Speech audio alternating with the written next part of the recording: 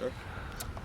Hey guys, it's day 2 of the Own the Sky Breakmark / Tim Morrill group project, trying to train Matt Godblatt, that's me, owner of Breakmark Ultimate Apparel, get my body back in shape.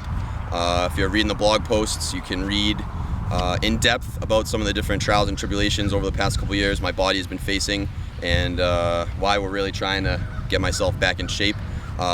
With Tim Morrill Performance, today we have set up a vert test, which you can probably see in the background, and also a serpentine test, which we will pan to a little later.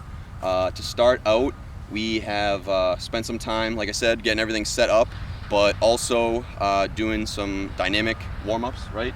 And we toss a disc for a little bit just to get our bodies warm so that we're not starting cold, especially with jumping and your muscles. I'm guessing we don't want to do that if we just wake up and just go jumping, right? Yeah. So what you'll see me doing over the next couple minutes is doing a couple different types of vertical tests.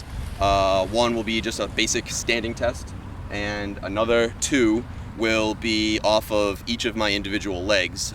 Tim has some theories about that, which you'll probably read in some of the blog posts, or maybe he'll discuss right now about which leg might get better ups, so to speak. But maybe I should just give it over to Tim and let him kind of talk for a few. Guys, this is day 2. So day 1, we did kind of a screening and assessment.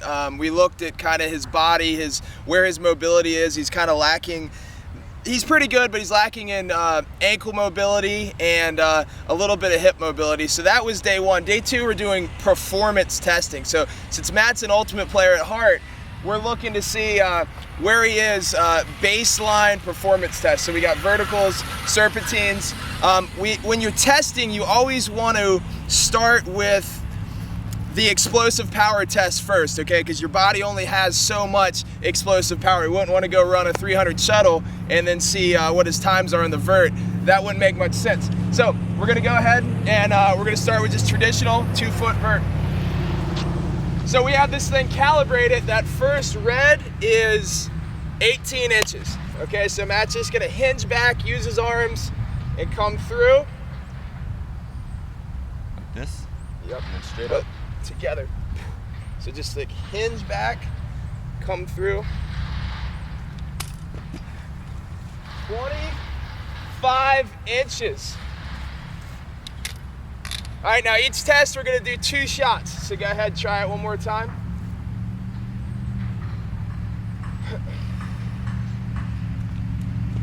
$25.5.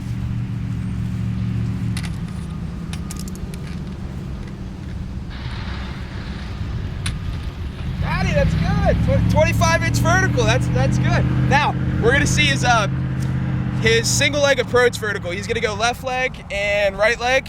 Most ultimate players are left leg dominant, and they're gonna catch with their right hand. So I'm guessing that he's probably gonna jump higher off of his left foot than his right foot. So first one, left foot, right hand, approach step.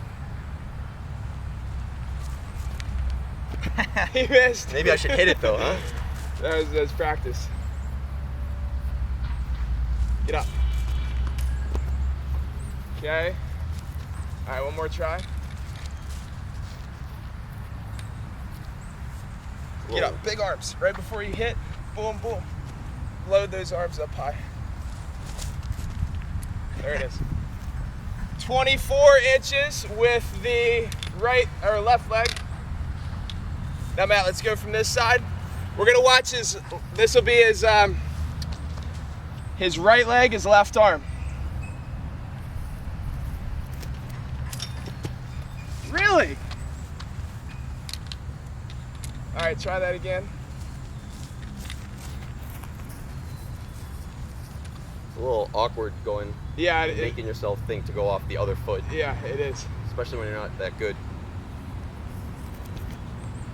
I feel so off. Guys, this is actually really good news. He's got a 25.5-inch vertical bilateral, and then he's got pretty much symmetry between the right and left legs. A lot of players aren't going to have that, and then our training process would be trying to create symmetry, but since he already has it, we don't have to worry about it. Is that because I'm kind of far behind where most you people probably should haven't be? you haven't been out there like skying for discs in a long time, so and when you were doing that, you were probably doing it equally and going off both feet, which is which is good. We always favor what we're good at, which is one of the biggest mistakes. You're gonna be back. You're gonna be owning the sky soon. So guys, if you don't have a Vertec, you can do this on a wall, or we can do broad jump, which we're gonna show here in a later video. And you guys should be on the lookout at all tournaments for a broad jump contest co-sponsored by Breakmark and Moral Performance. We'll get into that a little later. And Tim, I think another video might be good, or even a whole blog post about what people can be doing on their own if they don't have the money for this equipment, and how to make things affordable for them. You touched a little bit about that. Broad jump's easy to set up, I'm sure. Using a wall. There's a lot of activities that we've already kind of talked about, which can really help you guys at home if you're trying to really up your game and be able to do this affordably, so you're not having to spend hundreds or thousands of dollars on all this training equipment. I mean, we're at a field, kind of squatting, I guess, for lack of a better word, but you know, I'm sure there's open field spaces near you, open gyms on your college campus, whatever. And there's a lot of things that you can be doing on your own, even if you don't have a lot of money, which is fine. And why is it important? Because it gives you a benchmark. It gives you motivation to get better. If you see at the end of your training program that your vert went from 20, I'm gonna say right now that we're gonna get, by springtime, we're gonna have Matt's vert at, I'm gonna give him 30 inches. So I'm gonna give a I want higher. 30 is an awesome number. Maybe more. Look at these big, powerful glutes, these hamstrings. He's gonna be getting up, and then we're gonna know that it works. You ready for serpentine? Yeah, let's see. We'll see you guys in a minute. Serpentine.